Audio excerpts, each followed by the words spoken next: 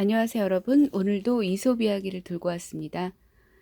이솝 이야기니까 이솝 선생님이 지어주셨겠죠? 찰스 산토레 선생님이 그림을 그리고 김수희 선생님이 옮겨주셨습니다. 출판사는 어린이 작가 정신이고요.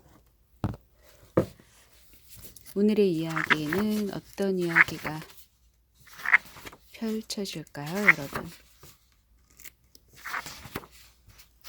네, 오늘은요, 고집쟁이 염소 이야기입니다. 이야기 속으로 들어가 보겠습니다. 고집센 염소 2마리가 높은 산의 낭떠러지에 놓인 외나무 다리 한가운데서 만났어요. 외나무 다리 아래로는 거센 강 물결이 바위 절벽 사이로 흐르고 있었죠. 외나무 다리는 너무 좁아서 맞은편에서 오던 생쥐 2마리가 겨우겨우 지나갈 정도였답니다. 두 염소는 서로 자기가 먼저 지나가겠다고 고집을 피웠어요. 두 염소는 동시에 가느다란 외나무 다리 위에 발굽을 올려놓았어요. 곧 다리 한가운데서 만나자 서로 머리를 맞대고 밀었죠. 2마리 다 서로에게 길을 비켜주지 않았어요. 그러다가 두 염소 모두 굽이치는 거센 강물에 풍덩 빠지고 말았답니다. 이런 모습들 우리 주변에 많이 볼 수 있죠. 사실은 뭐 예를 들면 도로변에서도요. 우리나라는 정말 대단한 나라인 것이 내가 준법 정신으로 규칙을 잘 지키는 게 중요한 게 아니고 방어 운전을 잘해야지 운전을 잘할 수 있는 그런 환경입니다. 근데 저 같은 경우는 준법에는 문제가 없는데요. 사실 방어 운전에 굉장히 취약합니다, 제가요. 그래서 운전대를 잘 못 잡습니다. 그래서 이제 장롱 면허증이 돼 버렸는데요. 근데 이제 누군가는 일을 하면 반드시 기동성이 필요하다라고 말씀을 하시는데요. 일단 저는 아직까지는 그 급한 사정을 그래서 웬만하면 대중교통을 이용하고 싶고 특별하지 않은 경우는 글쎄요. 내담자분이 저한테 오시는 것이 방법이지 않을까 하는 생각도 드는데요. 마음이 급하지 않은 관계이기 때문이겠죠. 그러면서 동시에 드는 생각은요. 스위스에서는요. 여러분 아시는 분은 아시겠지만 스위스에서는 사람 중심이라고 하네요. 그래서 뭐 골목길을 가든 어디를 가든 사실 우리 골목길 굉장히 취약하잖아요. 그런데 그럼에도 불구하고 골목길에서조차도 사람 중심, 그래서 차가 항상 멈춘다는 거죠. 그런 정신인데 글쎄 과연 우리나라도 그런 문화가 도입될 수 있을까 하는 그런 의구심이 들기는 하는데요. 이것뿐이겠습니까, 여러분? 그죠? 사실은 정치 파트에서는 이런 것 굉장히 비일비재하죠. 그러니까 같이 죽어 떨어지면 뭐 본인들 손해라는 걸 알면서도 그렇게 하는 행위들이 적지 않이 많이 있죠. 음, 정치판도 그렇고 또 우리 사는 모습도 별반 그렇게 크게 다르진 않을 것 같아요. 사실 먼저 가는 게 뭐 그렇게 중요한 건지 잘 모르겠습니다.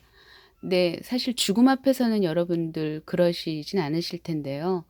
죽음은 양보를 하시고 싶으시겠죠. 그런데 사실 죽음도 사실은 어찌 보면 삶의 연장선이라고 보시면 좋겠고, 그 장자어른의 그 장자 선생님의 와이프가 세상을 떠났는데, 그래서 친구가 너무 안타까워서 정말 어떻게 이 친구의 마음을 위로할 수 있을까 하는 마음에서 그 장자 선생님의 집을 찾아갔겠죠.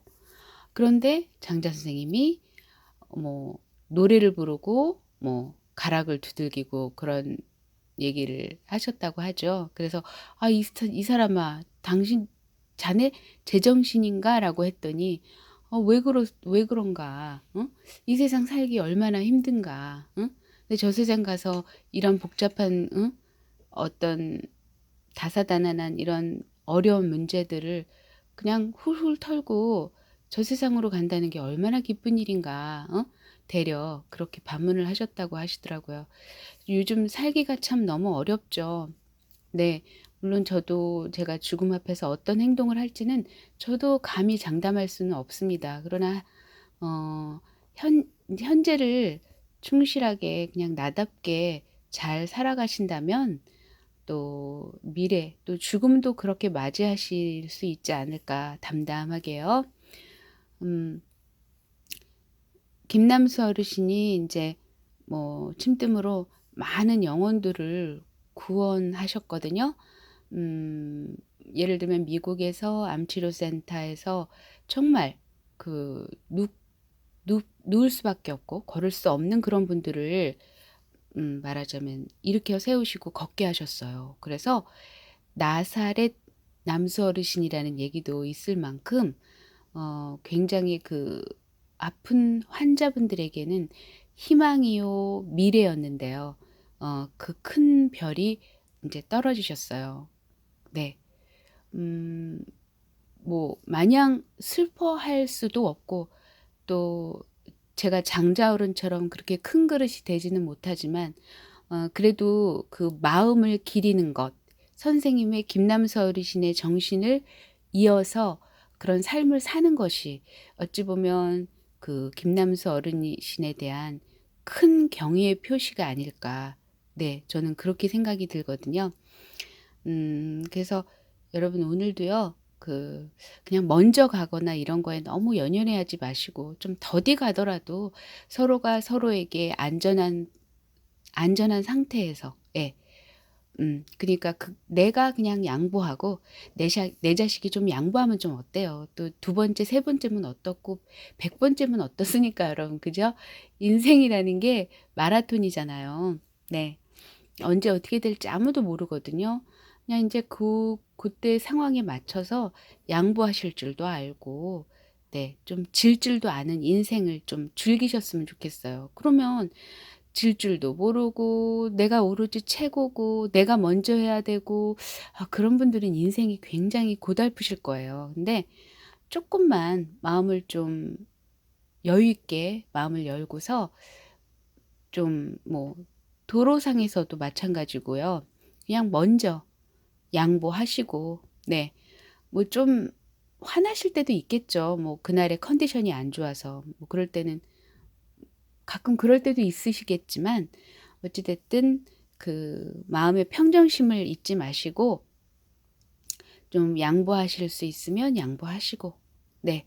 그래서 인생을 좀 여유 있게 좀 그런 삶을 사셨으면 좋겠어요. 그게 나부터 시작하면 그게 도미노처럼 영향을 주지 않을까요, 여러분? 그래서 제가 인제 카세도 자주 올려 드리는데요.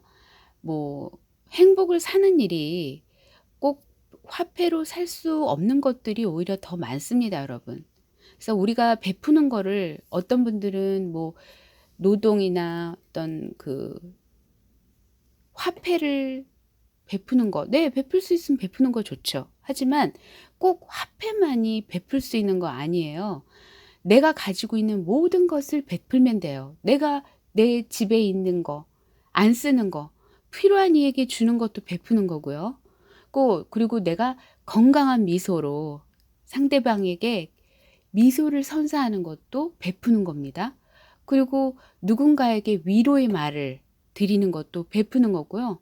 또 누가 힘들어할 때 그거를 그냥 오로 들어주는 것도요. 그것도 베품이에요, 여러분. 그래서 베품은요, 엄청 많습니다. 찾으면 너무너무 많아요. 그래서 사실은 나부터 감사할 수 있는 마음을 찾는 게 엄청 중요하죠. 예를 들면 내가 잠자리에서 일어나서 뜬다는 거, 내 몸을 자유의지대로 움직일 수 있다는 거 얼마나 감사한 일이에요.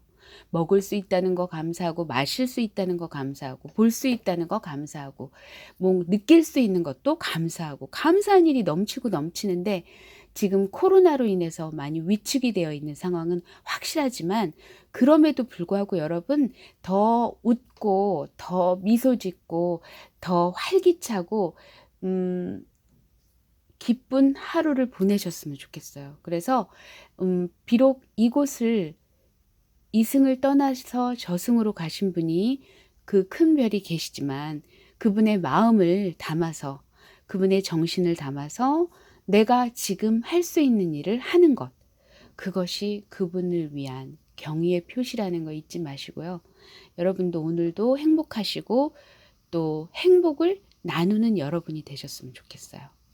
그것은 멀지 않아요. 그리고 꼭 물질만이 베풀 수 있는 게 아니에요. 물질도 베풀 수 있으면 좋죠. 베푸는 거, 근데 물질뿐만이 아니라 정신 세계, 영혼 세계, 모든 것, 말로도 베풀 수 있어요. 네, 여러분. 여러분, 오늘 한 가지 이상이라도 남을 위해서 뭔가 뿌듯한 일을 하시면 여러분도 행복하시고 또 그 행복이 또 전이가 돼서 내가 아닌 또 다른 사람에게도 행복을 나눌 수 있는 그런 하루가 되시기를 바라겠습니다. 여러분, 감사합니다.